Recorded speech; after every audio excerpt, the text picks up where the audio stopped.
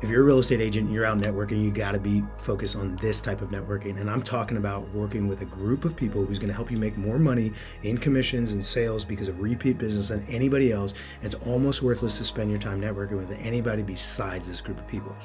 Now, I said almost, but I'll break that down for you right here in this video, the ultimate guide for agents to begin networking and build a massive business.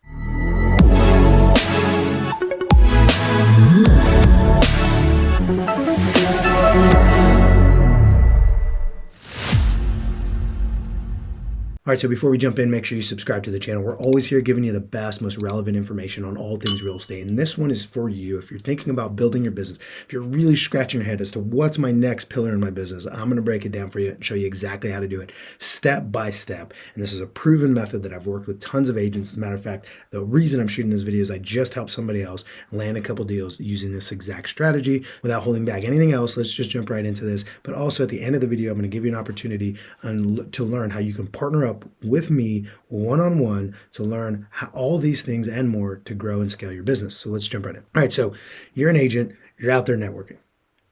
You're spending time, you're meeting lenders, you're meeting title reps, you're meeting escrow, right? You're meeting all kinds of people out there.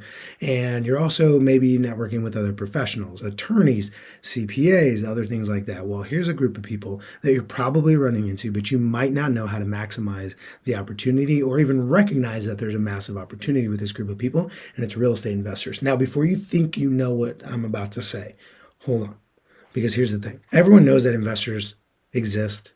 I'm not the first person to tell you that they're a good source of business, that they transact multiple times a year if they're any good. But what most people might not tell you is that they're not all looking for the deal, because a lot of real estate agents pass on the investor thing for a number of reasons. One, because they say, you know what, they're always just looking for a deal. They're always looking to lowball and do all these things. That might be true of some investors, but not all. And I'll share with you how to filter those out right now in just a second. Another very common reason that people don't want to work with investors when they're networking is because they don't understand how to talk to investors. They're maybe sometimes intimidated, or maybe they think that all investors are just like these really type A personalities and they don't want to work with them. They really want to work with helping families and all that stuff. Well, here's what I'll tell you. First, when it comes to real estate investors only wanting a lowball, it's not actually true. They want to hit the right value. They want to hit a target because they have a target in mind. And here's the thing. You don't know that other people, sellers, homeowners, aren't accepting of those offers until you try. There's so many times, and ask anybody you know that works with investors on a regular basis, there's so many times we're like, okay, we'll give it a shot. We'll put this offer in at this price. And then they accept it, or they come back with some counter that's very reasonable. Right, so don't put it past that. The other thing is this. If you don't feel sophisticated enough to talk to investors, I'm going to help you right now get over that by exposing you to a book that helped me understand investment at a higher level, help me start having conversations at a higher level, and start working with investors and them start taking us serious. Now, I've not only done it with myself, but more importantly, I've done it with other people and seen how they've been able to really thrive and kind of built out a little system around it. So here's what that looks like. So first off, you have to build the knowledge and get in the room. So I would do these two things at the same time. I wouldn't wait to do one and then the other. I would do them right away. So there is a book that I recommend to everybody who's interested in learning more about working with investors. And that book is written by a guy named Frank Gallinelli. I don't know. I'm pretty sure that's how you pronounce it. Gallinelli. Right? It's called What Every Real Estate Investor Needs to Know About Cash Flow, and 36 other key financial measures, the updated edition. Now, I'll include that link in the description below. Go ahead and do that. I don't even think I get any kind of affiliate stuff for that, but I just want to introduce you to this book. This book is going to help you really understand what investors need to know, how they talk, what they're looking for, how to analyze deals, and it's going to put you in the investor seat. But you got to learn and understand that. The thing you have to do simultaneously is go onto Google and type in your area, so like San Diego, Real Estate Investment Association, Los Angeles, Real Estate Investment, Chicago, Real Estate Investment Association, wherever you live or wherever you want to work with investors, that city, Real Estate Investor Association, they're going to have some version of that. And they're going to have regular meetings. Oftentimes, they're going to have at least 1 to 2 free meetings that you can attend without actually joining to see if it's something that actually makes sense for you. Because a lot of these people are pay to play. Not all of them are, but a lot of them are. Then so what you want to do is you want to attend, and you want to go out and find the people that buy properties. Now, that might be wholesalers and investors, but what we're looking for is wholesalers, we're looking for cash buyers, and we're looking for people that buy rental properties as well. We're looking for anybody that buys properties, right? Or helps find buyers for properties like wholesalers. I'm okay with working with wholesalers.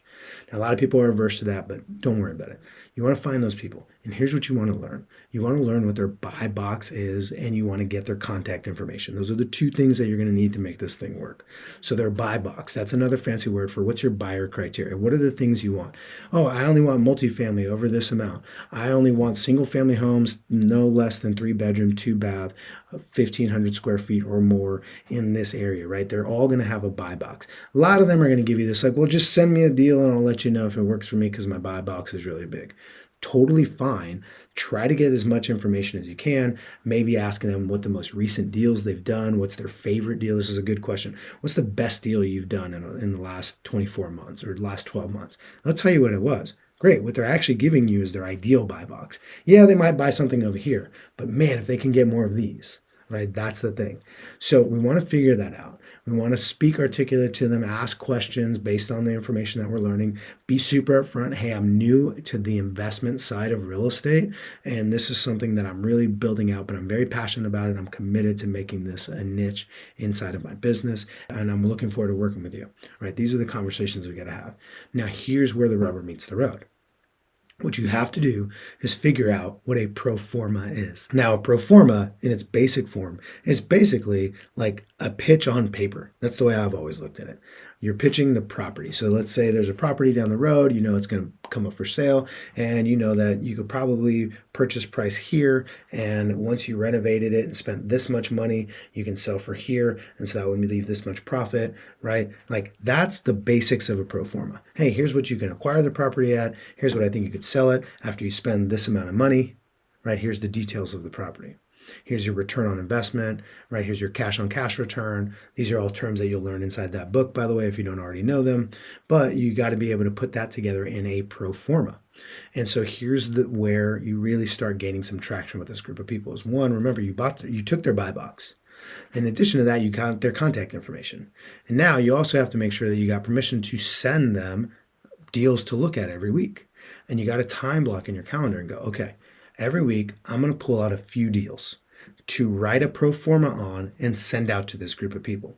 But Isaac, I don't really know what's a good deal. What if they turn it all down? Don't worry. I'm going to break that down for you. So first of all, learn what a pro forma is. As a matter of fact, here's a little cheat. Go to ChatGPT and say, hey, I'm going to start working with real estate investors, and I want you to teach me how to write a pro forma for residential real estate sales, for purchases for flips, or for purchases for buy and hold, whatever it is, right? And it'll give you a format, right? My job is not to teach you that because there's so many other resources you can use for that, including what I just told you to do. It'll do just great. I actually tested it right before this video. So here's what you're going to do.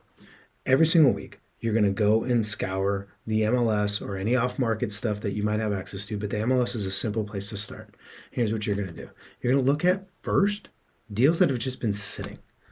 And the thing, if your MLS has the ability to search terms, the things you're looking for are investors, fixer-upper, needs some work, opportunity, right? Starter. Things like that kind of indicate, hey, this house needs a little bit of love. TLC, right? Those types of terms. And you want to look at that and look at stuff that's just been sitting. The reason why is because those people might be open to taking a lower offer, right? Yeah, it has been on the MLS, but maybe this investor didn't see it yet. Maybe nobody sent it to them for whatever reason.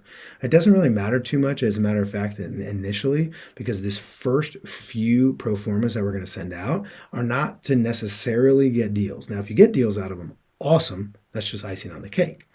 Let me describe for you why we're doing this. One is you're building the habit and the muscle of developing a pro forma and talking investor talk. In addition to that, you're also helping these people see you and recognize you, right? It's really kind of a branding thing when you drop into their inbox and go, opportunities. Let me know if you would like to go walk any of these properties. Here's some pro formas.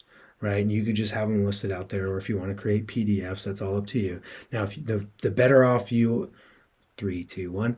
Now, the more you do this and the more professional you get at it. Maybe you'll even create a template in Canva and have it look nice. The reason we do that, we format it out. We want it to be really branded to us and easily recognizable. Now, here's the reality. When you send those out, what you're also looking for is, obviously it'd be great if someone goes, hey, I want to go see that property. I'm interested. Probably not going to happen. But what we're looking for is the questions, right? Or the responses. I'm okay with someone saying, not for me, thanks. I'll pass on these, thanks. Here's what you got to do as soon as that happens. This is what we're actually doing this whole process for, by the way. Like, this is the crux. If you do all that other stuff and not this, then it's a waste of time. You ask them, you go, great. Thanks so much for sharing that. Thanks for letting me know. I'll keep an eye out for others. By the way, what would you change about this property to make it something that you would write an offer on? And then sometimes they're going to come back with really good information and sometimes not so much. Price. Some people are just going to respond price. Okay, cool. What price would make sense? If you can get it to me here and it's an unreasonable number, it's fine. They're helping me figure out what type of investor they are and also whether or not this was a good investment style deal. Right? Now, other people are going to be a lot more considerate. They're going to say, well, I happen to know that in that area, it's harder to build an additional story on top of the house, or ADUs in the back are not really easily done there because of the permitting process. And for me, that's really my bread and butter. Awesome, right? I've now just learned, again, more about that buy box, more about their specialty, and more about what a deal might look like that maybe other people are just passing on, but it might be the right deal for this person. Oh, wow, I didn't know you were an ADU add-on person and that's really where you make your money. Cool. So there's probably houses out there that people are passing on because they're slightly overpriced, but they're in a municipality where ADUs are easy to build. You can find plans easily. The permitting process is easy. There's lots of room in that backyard for doing that, and nobody's really tapped into that, right? There's a lot of things that you can learn based on that feedback. In addition to that, what you're going to start learning is you're going to start training yourself as to what a good deal looks like. Right? So then you're just going to do this every single week, sending out pro formas to that same group of investors. You're going to grow that investor list. You can go on all the Facebook groups, do the same thing that you did on Google, go on to Facebook. Houston real estate investors. There is a Facebook page for it. I guarantee it if you live in like any major metropolitan area, and even not a major metropolitan area, anywhere the population's over like 100,000 or even 50,000, there's probably a real estate investment group really close to you, if not right in your town. So you're going to want to also start building a list off of that. You want to promote that list. You want to promote your pro formas on those properties to that list constantly. Now, there's a couple things that'll happen. One is, like I said, you're going to actually start finding who's serious and who's not based on their responses. You're going to start learning their buy box and preferences a lot better and their specialties a lot better. And you're going to start developing an eye for what is a good deal. And over time, you'll actually start finding good deals when you're out prospecting, doing other things, right? And what you want to do is continue to send it to them. What will happen over time is someone's going to pull the trigger. Someone's at least going to want to go see the property together, right? Then you're going to start learning what their process is. They walk the property. Did they bring a contractor? Did they not? Are they a wholesaler? Are they a cash buyer? What's it look like? You're going to start rounding out your investment world by doing this, but that's the only way to get started. You are going to fail. You're going to stumble. You're going to fumble the ball. You're going to blow some opportunities. 100% it's going to happen. But the point is you're getting yourself in the game. So before I give all the strategy, what's really important is that you understand why you would even want to work with investors. So your average buyer that you're running open houses right now probably, right? Your average buyer that's walking in there is not going to be transacting multiple times a year. You're going to work with them, you're going to get them in a house, and maybe 7 to 12 years later, they move out. Right? Do the research in your area. The truth is they're not going to be a client for you for a while. Now they might send you referrals and it's great that you built a relationship with them. I'm not saying don't find one-time clients or two-time or three-time clients. That's not what I'm saying. What I am saying though is when you work with investors, people like flippers, people that are buying rental properties that are focused on building that portfolio, they tend to transact multiple times throughout your career, sometimes even multiple times per year. Now imagine you're working buyers all the time, you're running open houses, you're going on listing appointments, you're knocking, you're making cold calls, you're doing all this stuff for people that will transact once every 7 to 12 years. Maybe they'll give you 2 referrals over that lifetime, right? So 3 transactions over the next decade is what you're working for right now. And there's nothing wrong with that. The challenge is that what if there's a world where you can have that, spend the same amount of time and energy finding a client, but this person transacts 3 times per year. That's huge. That's a big deal. Even if they're lowballing, even if they're letting you relist at only 1% or whatever it is, that's still going to add up to a lot more. And so this is something that's going to keep you constantly in business, working with people that understand the game. You know how they work, and it only gets easier and easier. The trust goes higher and higher. They're more likely to continue buying and selling with you. So this is a huge opportunity for you as a real estate professional, and you got to lean into the investment side. This is huge. So I'm going to break down for you exactly how to get started in the best possible way. I've seen it happen several times with agents with me, and it's just something you can't pass up on. So there you have it. Super simple formula. Learn the language of investors. Learn to where they're at. Go to where they are. Build a list. Start sending them opportunities and refine that process over and over again until you finally start landing yourself in deals. Now, some additional things that you can do is read things like Cash Flow Quadrant, Hold, Flip, right? These are all various books you can read. You can go onto biggerpockets.com. You should listen to the Bigger Pockets podcast. The old episodes are really great. I haven't listened to it lately.